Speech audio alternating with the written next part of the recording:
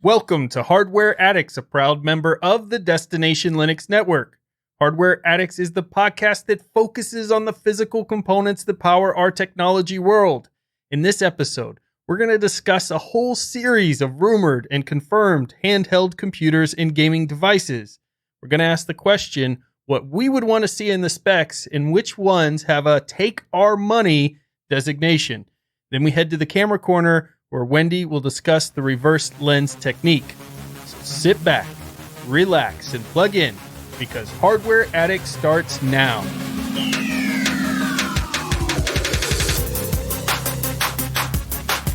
I'm Ryan, your tech guide through the universe, and with me today are my two co-hosts, Wendy, our resident photographer extraordinaire, along with hardware enthusiast, and Michael, the software sage and hardware Padawan.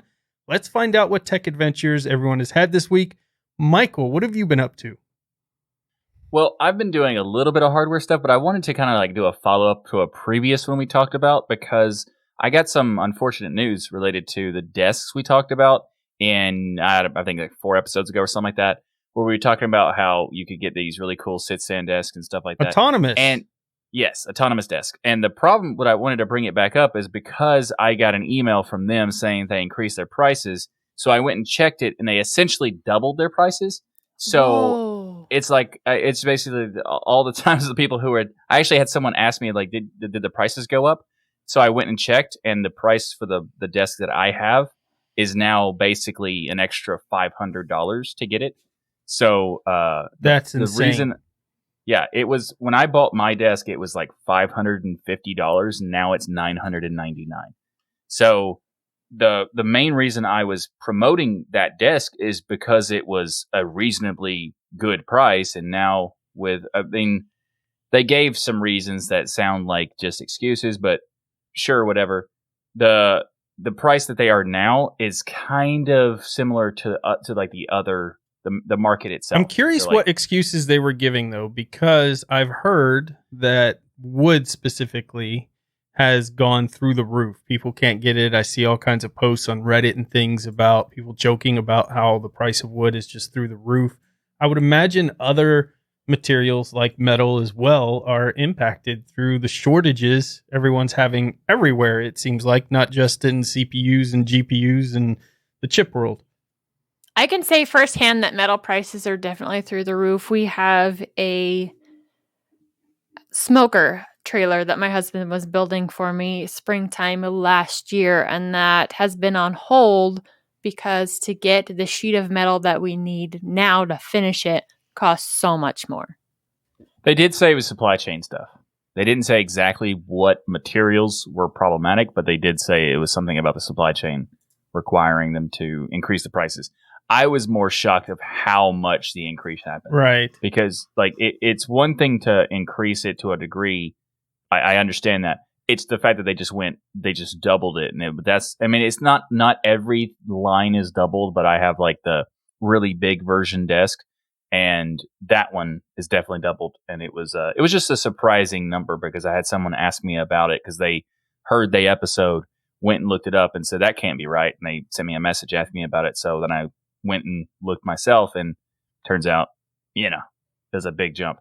The unfortunate thing about the inflation that's happened with so many products because of the supply and demand is I don't think a lot of them will ever go back to those older prices. So when the supply chain fixes, it will just be the norm to pay these much higher prices for things. I think that's kind of our new future. I don't think the prices will suddenly drop down once the supply gets picked back up. Well, yeah, if people are still continuing to buy it for the higher price, I think they would just kind of keep it there. I mean, I'm not sure about this particular company in general, but it just makes sense because the higher end like desks seemingly were like kind of starting at the range that the autonomous went to.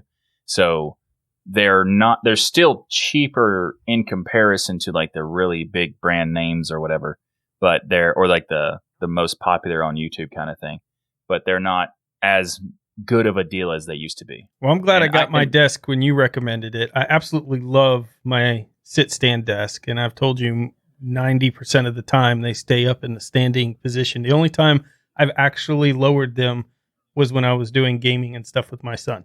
And that's it. And the rest of the time while I'm working or anything else, even while I'm doing this podcast here, I'm standing. It's just a much better way to work. I enjoy it so much more. So that's unfortunate the prices have went up, but they are still a really good desk. That they are. I'm standing at mine right now too.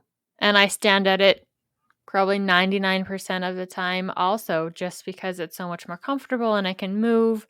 And I have a tendency to move while I think. And it just gives me the ability to do that. I feel like I'm kind of lazy right now sitting at my desk. I need You to fix are. that. You're the lazy one. Yes. Stand up. You have a stand. Shame desk on you. too. You have a stool. You can Can you hear sit it slash going stand. through? It's going now. Can you hear it? Yeah. Yes, We can hear it. barely. Nice. Now you're not being lazy. Good job. Hey, Wendy, what have you been up to this week? Well, I was kind of wondering when my kids would decide that they actually wanted some laptops of their own. My daughter had claimed one. She's now covered the back in all kinds of different stickers. That's really fun. And then my older son came to me and said, "Hey, Mom, can I have my own laptop too?" And well, I just happened to have a laptop that he could claim. And I'm like, "Sure, you can use this one." And then my younger two decided, "Hey, Mom, we want our own laptops too." And I'm so excited with the fact that they're now wanting to set aside their tablets and start using the laptops more and not just Nice. laptops. They want to make sure they're having their own laptop experience. That's pretty cool. So they're not saying, "What's a computer?" Exactly. Turns out that advertising didn't really age well. I think that's amazing to do that. I've been just blown away. I told you I got another Omen for my son, basically, so we could game together and stuff. And it's really been amazing how fast he adapted to the PC world. And I just think of the skills that he's gaining there. And I have to do a little bit of bragging because my son is going into the 3rd grade. But we did the state required testing for the homeschooling because we were homeschooling through the whole COVID thing, and he tested out at 6th grade. And so I was so excited about that. But I had, obviously, most of that's my wife. 99% of it's my wife. But I claim 1% of that for all the Raspberry Pi PC stuff that we've done, kind of teaching him logical thinking and other stuff going along with it. I think it's a big deal.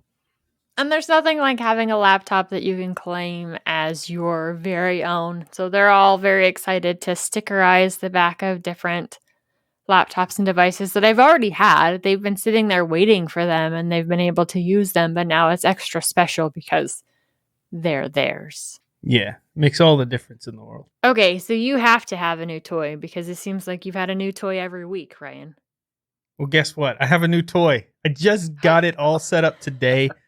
I haven't even flown the thing yet, but I picked up a Mavic Mini. So there's 2 versions of the DJI Mavic. They have the Mavic Mini and the Mini 2. I have the regular Mini, the original Mini.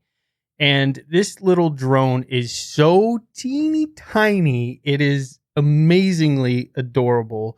It's 249 grams. That's how much it weighs in total. It can fit in the palm of your hand, but it has a 30-minute flight time, 4-kilometer HD video transmission, vision sensor, GPS precise hover. It even has the sensors underneath so that if it can't get GPS and you don't have a GPS signal, it's using little cameras and sensors underneath to make sure it can position itself and stay stable. 3-axis gimbal, 2.7K camera. Really, really cool device. I went through all of the firmware updates today, kind of did the initial engine tests on it. Didn't take off because I wasn't outside. Wasn't going to risk it running into a fan or something. But really seems like a high quality product. And I've had a couple different drones. As you know, I had the DJI Phantom. I've had some other of the kind of no-name drones. So this is kind of getting back into the better known DJIs. And they're about half the price they were right now used, that you could pick one up on eBay and things. So I thought, why not grab one, do some flying around, annoy the neighbors, that type of stuff. So I've got one. I'm going to play with it, do some flight here, maybe do some videos on it on my channel. But if you've not had a chance to play with one of these more sophisticated drones, and I'm not talking about the $20 one you go buy at Walmart and it instantly runs into a wall. I'm talking the higher end ones. It's quite an amazing, fun hobby and experience. I've never gotten to play with a drone before, so I look forward to breaking yours. Wait, what? What? That probably will be what's happened because you absolutely will have to fly this when you come over. But I got all the equipment. I got the hard case for it and everything. And I think every time I take these more expensive drones and fly them, I think about that, Michael. Like, what if I just run it into a tree or something? And I also was watching a video today on this drone of a duck. It was like a duck or something attacking the drone and destroying it. And I thought, what a weird problem. And then people were commenting like eagles and falcons and other things have attacked their drones and taken them out of the sky because it's like seen as a threat. So now I have that in the back of my head too, because it's tough seeing like $300 take off into the air. Yeah, that's a understandable thing, and they come. It goes up in the air. The drone's flying, getting some nice footage that you could put into some B-roll, into your videos or whatever, and then they go alien, and they just attack and kill it. Right. Funny side story. It wasn't a super nice drone. I've never got to play with one of these nicer DJI drones, but my husband wanted one for Christmas one year. He got one. The first thing he did on Christmas morning was take off and run it into a light bulb. Yay! Did it survive? The drone survived. The light bulb did not. Was it a Christmas light? No. Interesting. Well, it was on Christmas, so I'm going to count it. That's good. Yeah, there's so many dangers out there for these poor little drones, and I fear mine won't have a long life, but it'll have a fun life. So there's that. It will enjoy its time on the planet. There you go. Or in the sky? I don't know. In the lake. In the lake. Speaking of lakes, let's talk about oceans, and that's the DigitalOcean sponsor. This episode of Hardware Addicts is brought to you by DigitalOcean.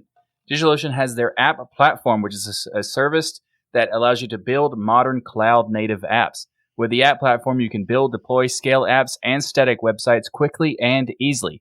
Simply point to your GitHub repository or your GitLab repository and let the app platform do all the heavy lifting for you. It has support for many programming languages such as Python, Node.js, Go, PHP, Ruby, and so much more. Plus, it has support for static sites, Docker, and container images. And with the app platform, you get high scalability and zero infrastructure management. What does that mean? Well, you simply just, like I said, point your GitHub or GitLab repository to it, and it will handle the infrastructure like the app runtimes or the dependencies.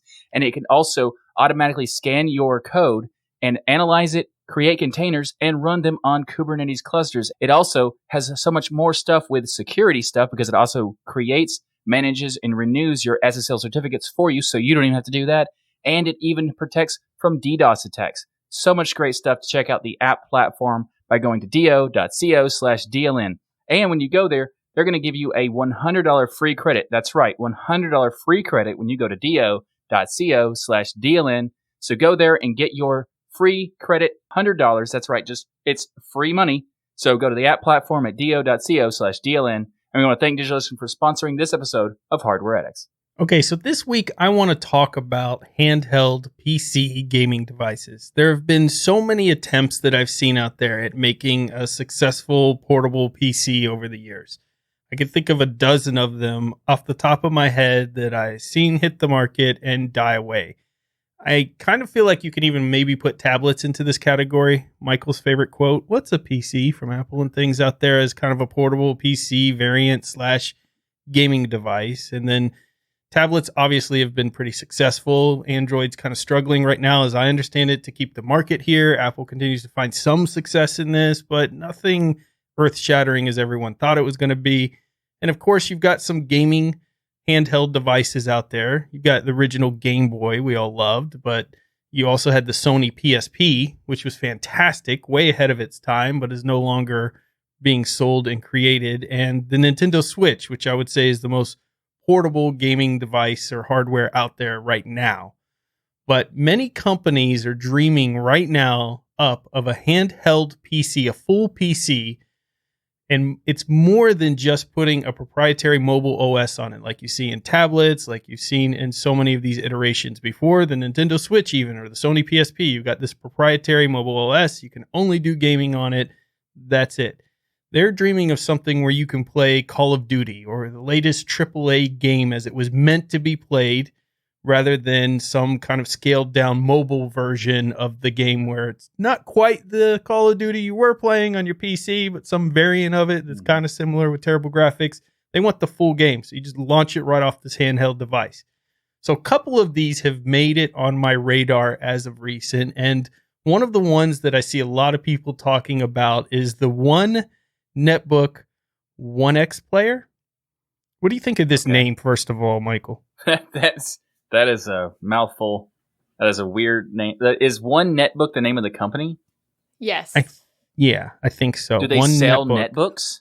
Or One Netbook would either be the name of the company or it's the name of the line, maybe total.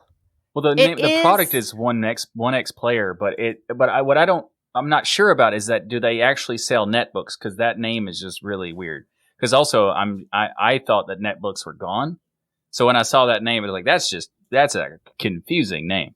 But it looks like a cool device, even with the weird name. So they had a $25,000 funding goal. And currently, they are at 7,689% of that goal, meaning they're at $1,982,149. They barely made it. They barely made it. In fact, this was funded in less than 15 minutes. Wow. Oh my gosh. Wow. So there's a lot of people out there looking for this kind of hybrid PC device. I want to talk about what's inside this specific one. So for CPU, you get an Intel Core i7 1165G7 or the i5 1135G7. There is no dedicated graphics. Instead, you get the Intel Iris Xe. You get 16 gigabytes of DDR4 RAM.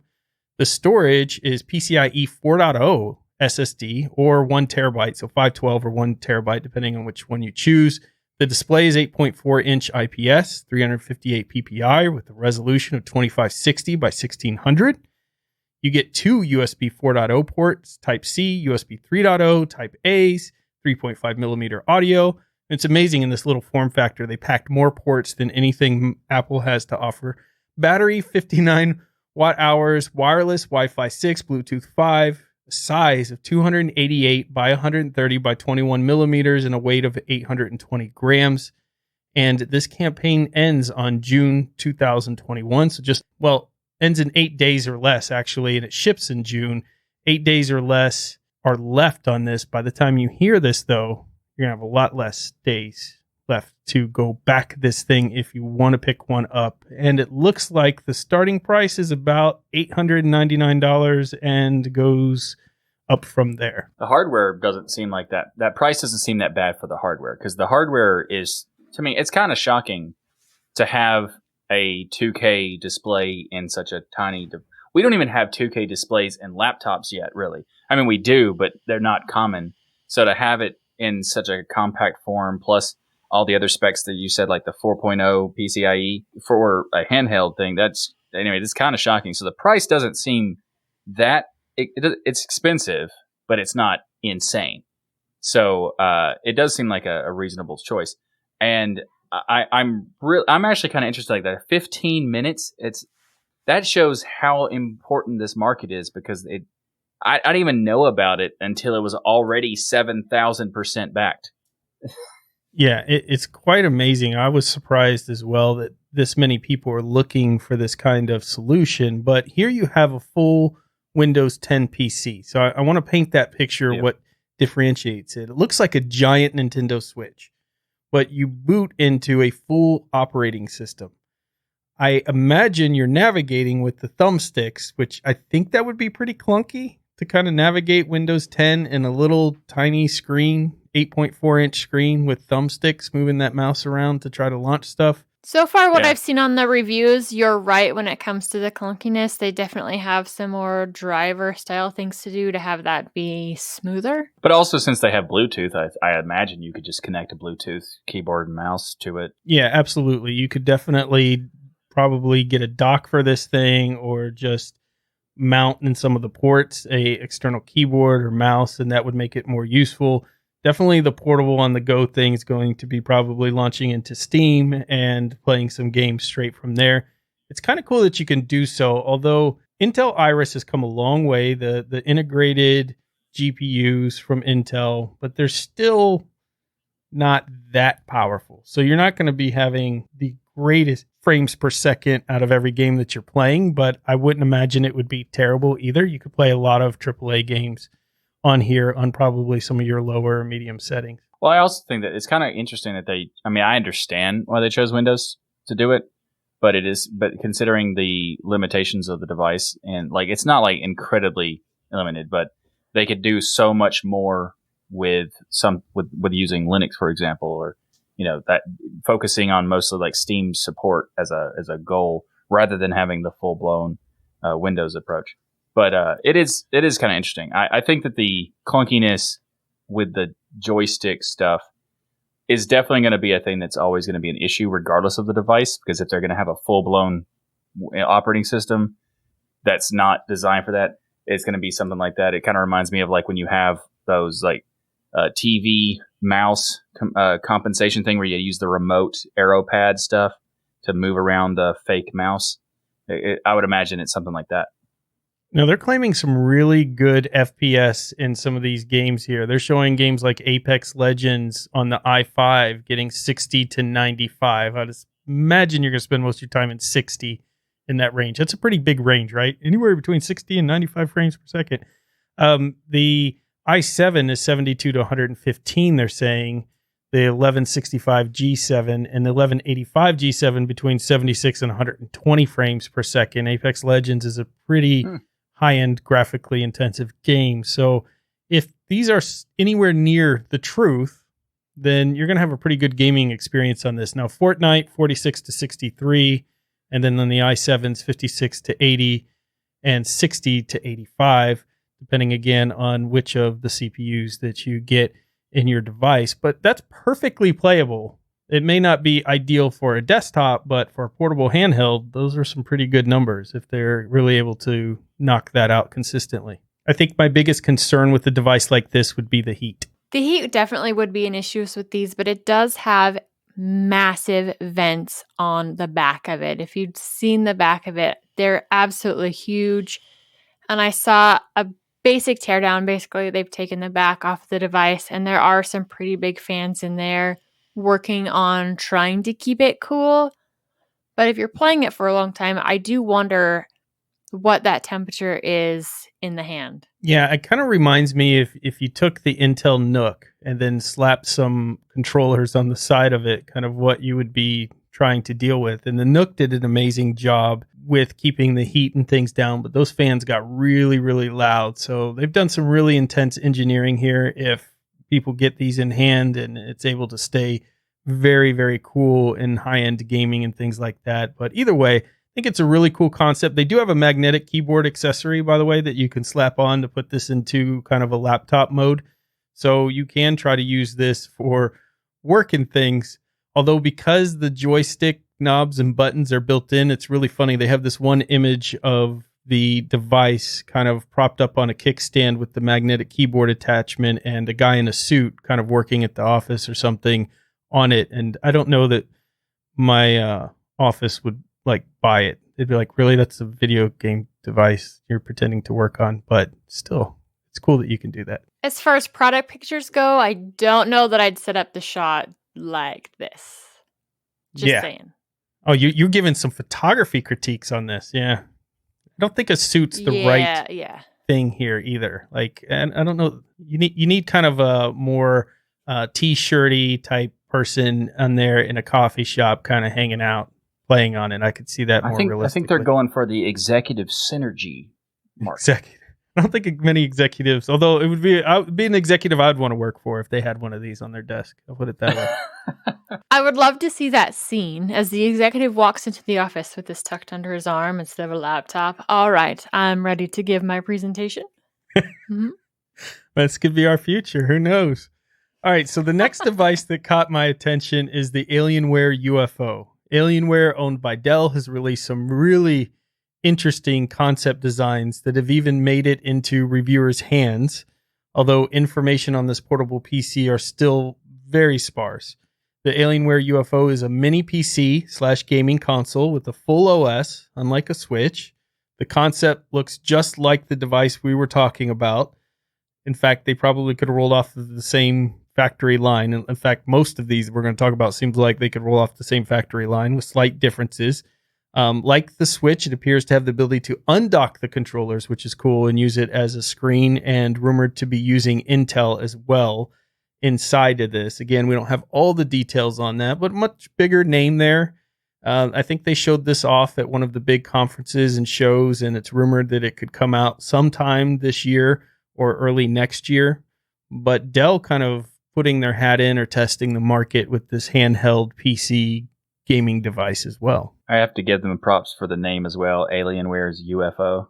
I like it. That is a cool name. Yeah, I like that name. And the prototypes that I've seen, the design of the overall case actually looks pretty sleek overall. It's maybe not my favorite device in general, but the way that they've built the outside of it looks pretty nice. Yeah, I like the looks of a lot of what Alienware has been putting out lately. It's different, and I think that stands out. If you look at their Alienware desktops, they definitely catch my son's attention when you walk by one in a Best Buy and those type of things. They generally look really cool, and they've done a much better job, I would say, over the years improving the Alienware line. They used to be the creme of the creme, one of the best that you could get, and then they kind of went through some periods where not so much, and they're trying to bring that brand back, and I think that's a good thing, and the UFO would be a pretty cool way to do it. Next up, we have a company that has almost gotten me to purchase one of their devices, I don't know, dozens of times, but I just never quite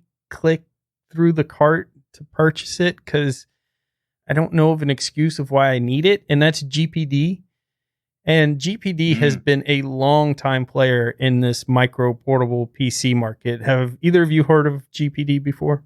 Yeah, they made the Pocket series. Yeah, I've seen a few of those. I played with those a couple times, and those are very interesting in terms of how they work. The first, I've only actually used the first Pocket, and it was really interesting. But it was also like its keyboard was a little wonky. But the Pocket 2.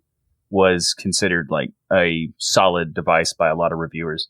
So the GPD being in this space totally makes sense that they would be in like a handheld structure.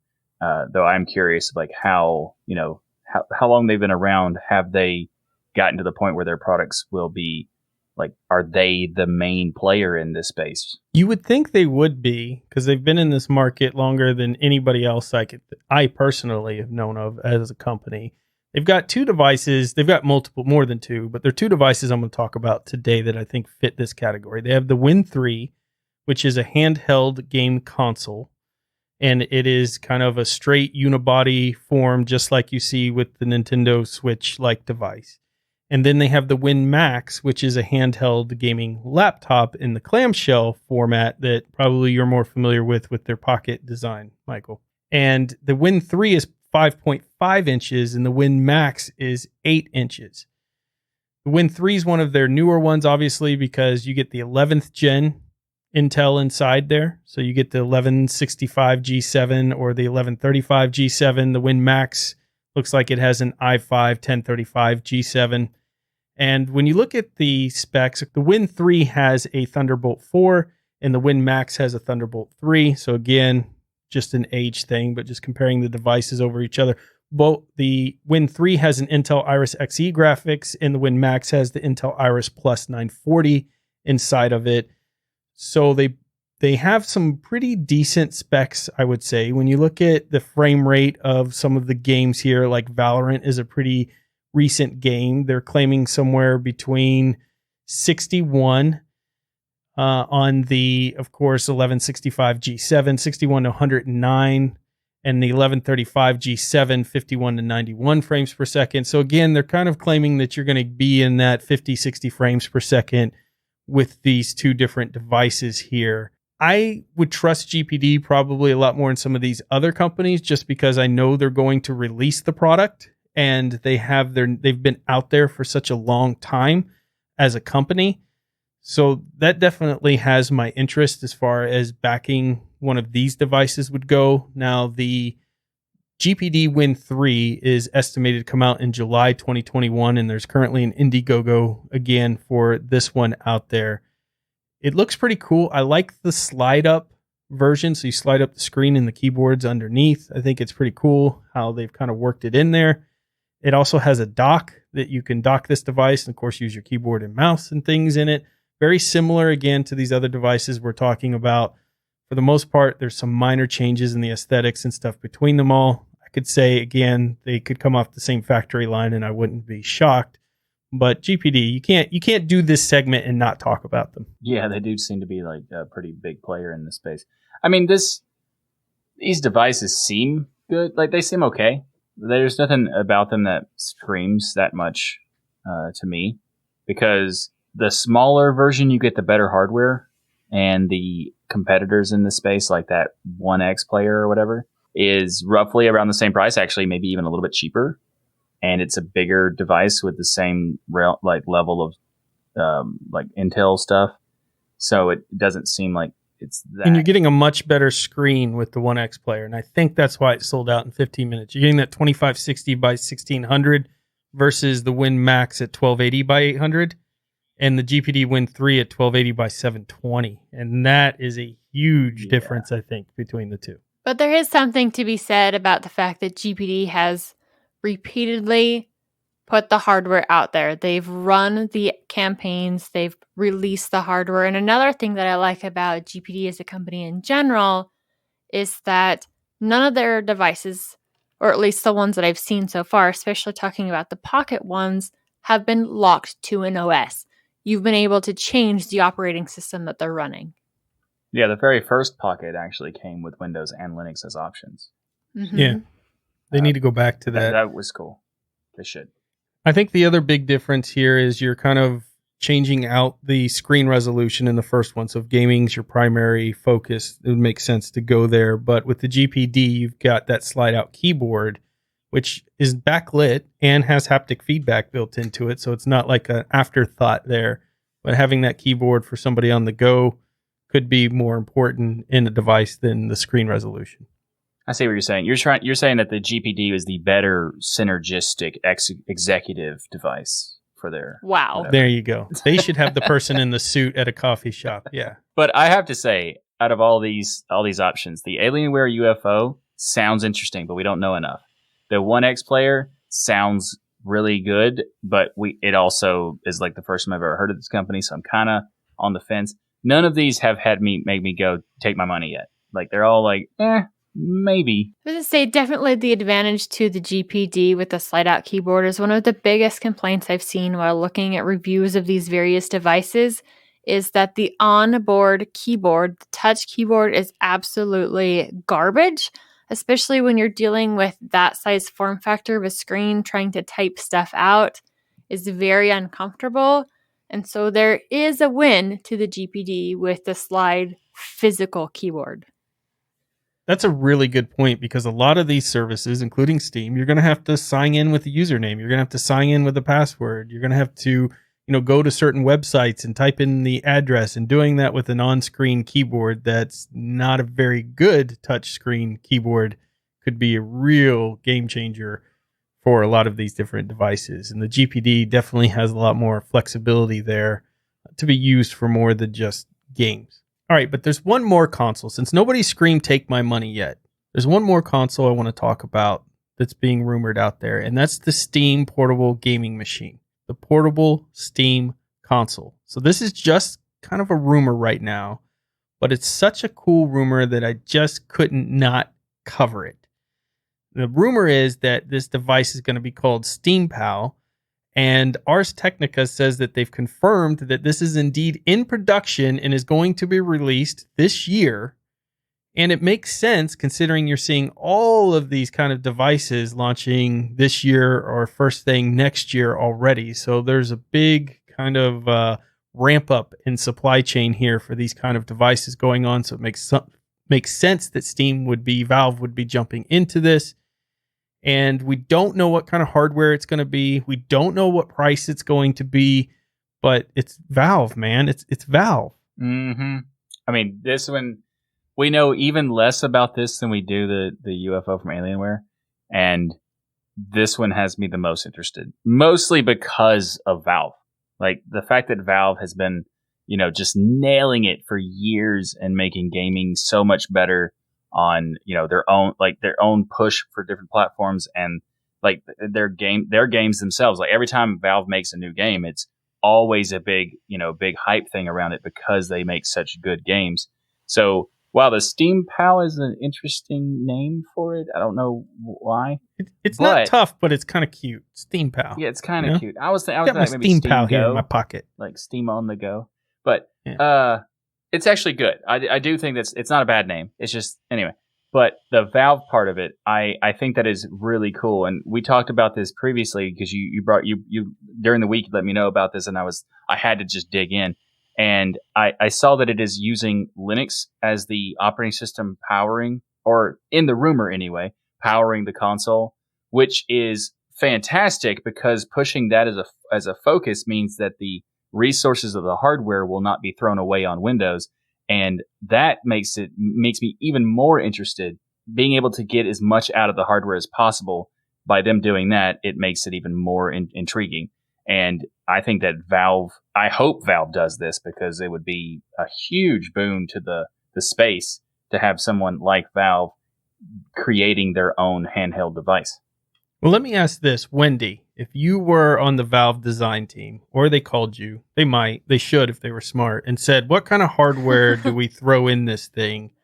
What would you be looking at here? I would love it if there was AMD CPU with AMD, maybe not necessarily GPU, but AMD integrated graphics, especially because that works really well with Linux already. So if they're actually using that as their operating system, fingers crossed, that there's already a really good base right there to make sure that the drivers and the system works awesome. I'd love to see that in there. The larger screens would be nice, and I do like the one where you can take the game pads off of it and almost take it into a tablet-esque mode.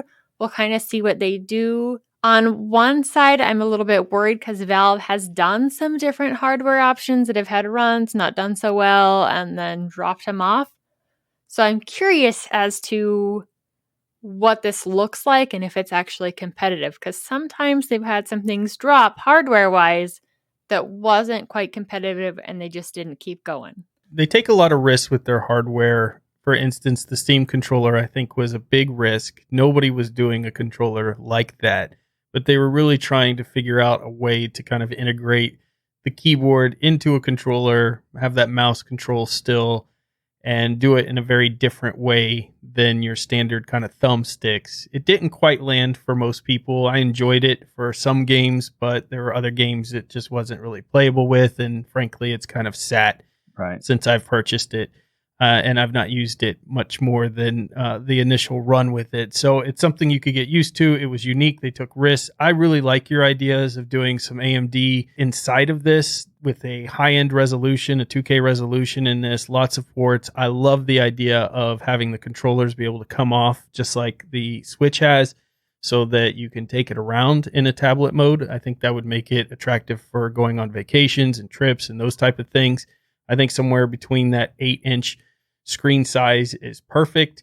As far as battery on any of these, I wouldn't be expecting much more than an hour or two at best to be able to game on battery. That's not what I would necessarily be looking for. This is something that I would have probably a separate battery pack in my backpack or something that would be connected to if I was going to play it on a plane and those type of things. But for the most part, this is something I would be looking at that I'd have to find a plug. Right. And most places provide that now at coffee shops and other stuff where you'd plug this in and just start playing in a different environment. But I would take the best of what we're seeing hardware wise in that 1X player, switch it to AMD instead of Intel, because I think you're just going to get a little more graphics performance, especially if you go the 5000 series and the mobile chip, and a little less energy consumption on that. Same amount of ports, screen resolution, removable controllers. And I think they would have a hit on their hands. Absolutely. But there already is a device that you didn't mention that does have AMD inside. But you're going to call me out right here on this show? Oh, you betcha. All right, do it. Well, it's the Aya Neo, and this looks really cool. So it does have the AMD inside, running the Ryzen 5 4500U. So it's not the latest generation of chip, but it's really cool to see one of these devices running AMD. It also has some of the most USB-C ports of any of the devices out there with 3 USB-C. So is there anything else about this device when I'm looking at it here? Again, looks like a Nintendo Switch. Doesn't look like the controllers remove off of the side of it, but very cool looking device. Of course, has the AMD. I wish they had the 5000 series in here. They got the 4500U, which is going to be more equitable to the 11th gens that we're seeing in some of these portable devices that we covered. Although I think the 11th gen Intel's integrated GPUs are going to be slightly faster than the AMD in this case because it's the 4000 series, not the 5000 series. But for the most part, looks pretty on par with everything else we've been looking at. It does seem like maybe the battery might last a little bit longer. It says 5 to 6 hours for lower TDP settings, up to 140 minutes for a demanding AAA game, and then you can have fast charging with a full charge in 90 minutes. I do like some of those specs. One of the really cool things about this, if you got on the bandwagon early, you were able to pick up a model that had a clear case, which I actually love that about this particular one because you can actually see some of the components inside, including your fan. And these are completely sold out. So this campaign also reached $2,315,964. I think at the end of the day, what we can say here for sure is that there is a huge push from the hardware designers to get this portable, full operating system PC into people's hands. You can see it from Dell, GPD, Valve potentially in here, and a bunch of companies you may not have heard from before, but all coming to market with these devices. And the fact that they're all hitting their goals and selling out says a lot that the consumers are kind of hungry for this kind of device. The Nintendo Switch, I think, got people thinking of what a portable PC could be. And the fact that you could run the type of games that you want and do other things on it without being locked down to some kind of proprietary or mobile OS like you do in a tablet or with a Nintendo Switch or other type of portable gaming device, that's something that's really speaking to people. Obviously, they're saying, take my money a lot. Which one of the devices did we cover today? If I said, I'm going to give you the money, but you got to pick one of these, would you all go for? If I have to pick, I would say that there are two options that I would go with, both of which we don't know much about, but I'm hoping that they're going to be comparable to the One X player. I think hardware-wise, I think the One X player looks great, but I'm so curious what Valve will do. Also, the Alienware UFO, I'm interested in that too, but I'm mostly curious about what Valve, because I'm a Steam gamer, and it would be amazing to be able to have a handheld device that I could just play the games that I already own. The reason I don't have a Switch is because you have to get all the games for it and all that stuff, and I'm not that interested. But to be able to get a handheld device and just play the games I already have, which is a lot based on my over a decade usage of Steam, that would be a huge, huge thing. I would love to have something like that where I could just instantly have a giant catalog. That would be amazing.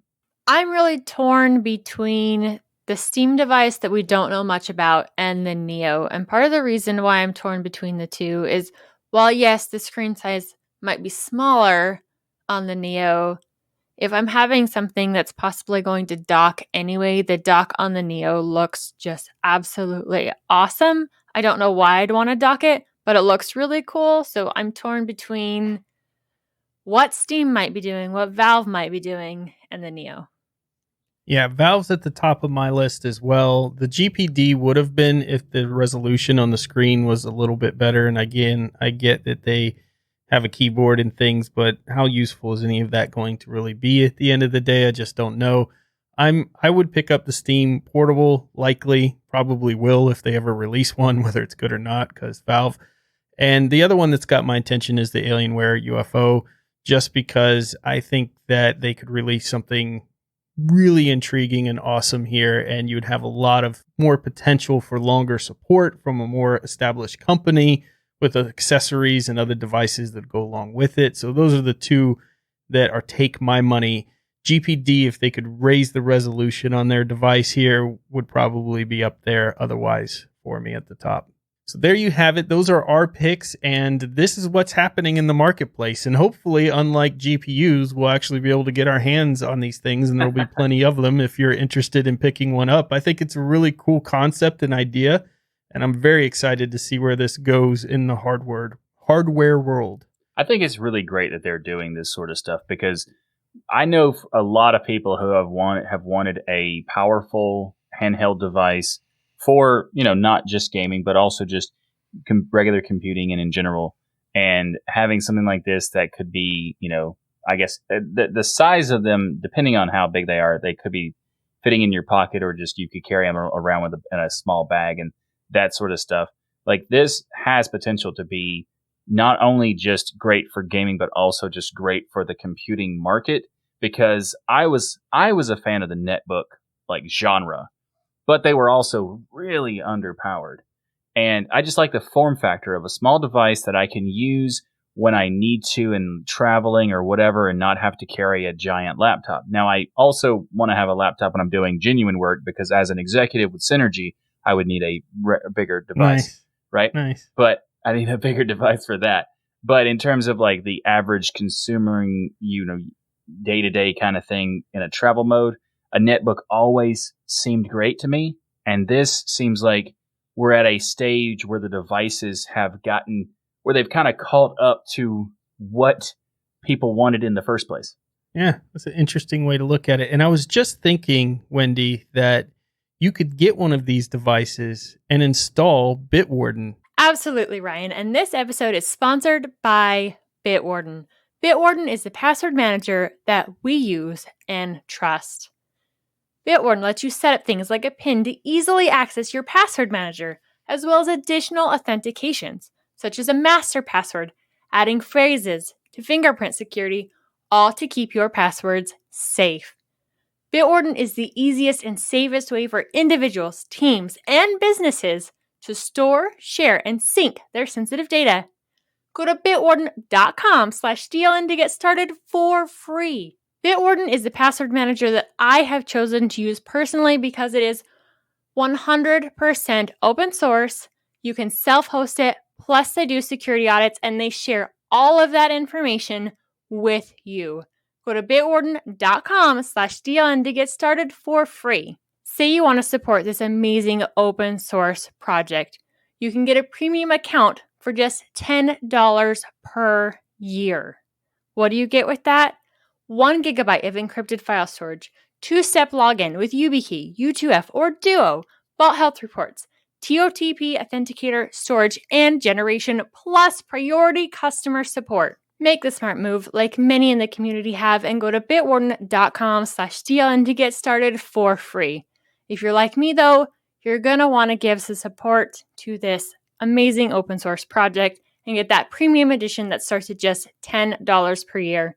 Thanks to Bitwarden for sponsoring this episode of Hardware Addicts. All right, Wendy, take us into the camera corner and tell us about a reverse lens technique. All right, what I want to know first is what you guys think the reverse lens technique is. Well, that's how you took a selfie with an SLR. You take the camera, you turn it around towards yourself, and take the picture. Good guess. My thought is that you take the lens of the camera and then turn it around for no apparent reason, attach it that way with duct tape, and then take a photo. A little bit warmer, kind of? Yeah, what? I thought that was just insane, but what? Well, you are right, Michael. You are taking your regular lens and you are turning it around on your camera body. So you do have that part of this reverse lens technique right. But why in the world would we want to do something like that? Yes, Pretty why simply. would you want to do that? And also, I assume duct tape was right too. No, that was a no on the duct tape. Oh, dang. Please do not use duct tape on your cameras. Good. Pro tip. There we go. Too late. Pro tip. No duct tape. There's so many people that would love to get into macro photography because it is such interesting subject matter. And when I say macro, what does that mean? You're looking at all of the tiny things around you. One of my favorite things in macro photography to take picture of is actually spiders. I might have to share a couple of those with you. It's quite entertaining. That would be awesome. It is. It's a lot of fun to lay in the garden and wait for spiders to come out. Sure. But that's a side tangent. Let's get back to the reverse lens technique. Most people don't have a macro lens just laying around on hand. They are a specific piece of hardware. And this is where you can start taking some macro images and not need an actual official macro lens. Your lens looking out, if you have it on your camera normally, you take this really big picture and you're condensing it down really, really small onto your lens in this focus. If you flip it around, it's doing just the opposite. So you're taking something that's tiny and then making it bigger on your lens. But what about dirt and debris and things that you would get on this? Because I've always seen photographers like take their lens off and then, you know, they keep that section, the mirror area really covered, and they quickly throw the lens back on. I thought the back of the lens was sensitive to dust and debris and things like that you would collect having it reversed, like literally taking the lens and reversing it, no? Absolutely. That can definitely be an issue. So if you're flipping it around and you're just holding it, you are very likely to get extra dust and debris on your sensor, and that's a problem. It definitely affects the clarity of your pictures. So what I'd recommend if you'd wanting to do something like this, they actually make mounts for the reverse lens technique. You can usually pick them up for about $7. So it'll screw onto the front of your lens and then it'll mount normally onto your camera body. This will make sure that you've got a good seal between the two items. You're not holding it in place, and so you're not quite so worried about dust getting into your camera. But you still have all of those connectors, and even looking at this picture here, you've got those kind of contacts that normally would go on the inside of the camera. Is there not an issue or concern with dust and things getting onto those contacts or when you flip it back around? I mean, you wouldn't want to take a lens that you'd just been using and flip it directly around. You'd want to wipe it down with a microfiber cloth, something like that. Make sure that that outer lens is clean. This is very cool. I did not know this even existed as a thing. And $7.95 is a heck of a lot cheaper than a macro lens. Yes, it is way cheaper than a macro lens if you're wanting to get into stuff like this. One thing to note, though, if you are using a newer lens and doesn't have control of the aperture, so if you remember when we talked about before, aperture is how much light is being let into your camera. The larger that number is, the least amount of light you are letting in. So if you have a modern camera where the body is doing all of that with the internal motors, you're going to be stuck wherever that aperture is when you take the lens off. If you have an older manual lens where you can adjust the aperture, that will actually give you way more control. So there is some cons that way too. Another issue with this is the only way you're going to focus is moving your body back and forth. But when you're working with things that are so small, you really wouldn't be autofocus anyway. Every time I've done macro photography, it has all been based on moving myself in the camera and not using that focus. So there is some downsides with this technique as far as how much aperture control you have, and that is highly dependent on the lens.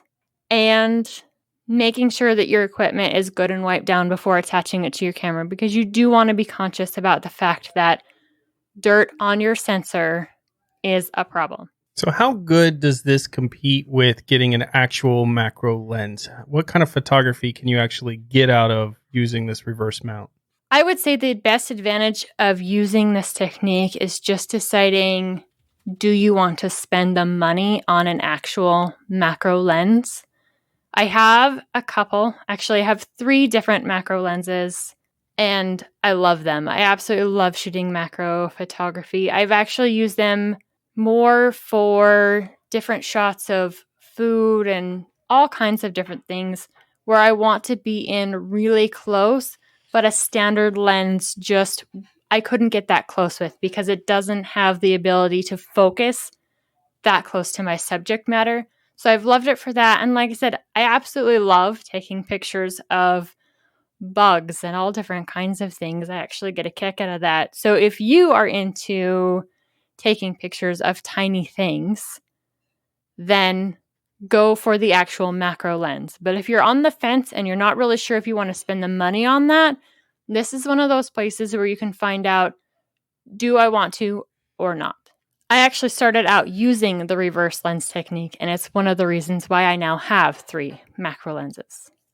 Nice. That's really awesome. So you can get good quality pictures out of this technique, and you could save people a ton of money utilizing this. If they're hobbyists, even it sounds like professionals could play with this, right, as an option for them to get some of those macro shots. Maybe if they left their macro lens at home or something like that.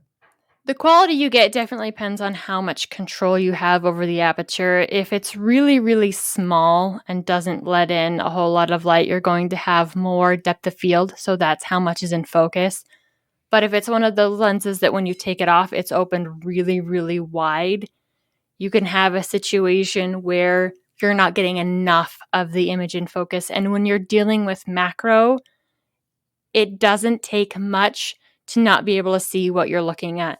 I actually have a picture of, it was some kind of caterpillar that I think there's over 30 different shots that were used to stack together to get the caterpillar in focus in macro style.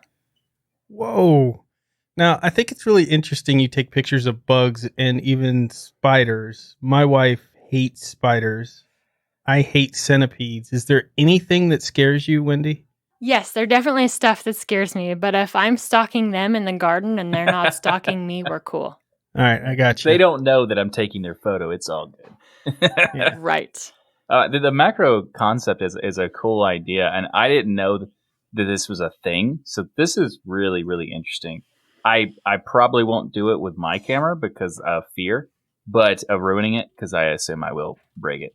But this is a really interesting concept of not having to necessarily buy a macro lens and still be able to take macro photos. I actually have a couple lenses anymore that are dedicated to this completely. So the backside has a lens cap on them. I don't use them very often for that kind of stuff. They belong to a camera or a camera body that I don't use anymore. But it's kind of fun to play with every now and again for me because I have the macro lenses. But I figured everybody should know that it's a possibility. Nice. I love it. Well, thank you, Wendy, for telling us about that. And thank all of you for listening to Hardware Addicts. And that's it. Our 37th episode of Hardware Addicts is a wrap. Thank you for listening to the show that brings you your bi-weekly tech fix. And if you're not all lit up on tech yet, then be sure to check out all the amazing content on Destination Linux Network. Head right now. Stop what you're doing. Head to destinationlinux.network. Look at all the podcasts, subscribe to them. Look at all the YouTube partners, subscribe to them. There is so much there to fill your brains with. Remember, there's no such thing as too much hardware. Learn, build, innovate, and grow. We hope you enjoyed the show. Join me and my Steam pals next time when we use the reverse lens technique to search for Alienware UFOs on the next episode of Hardware Addicts.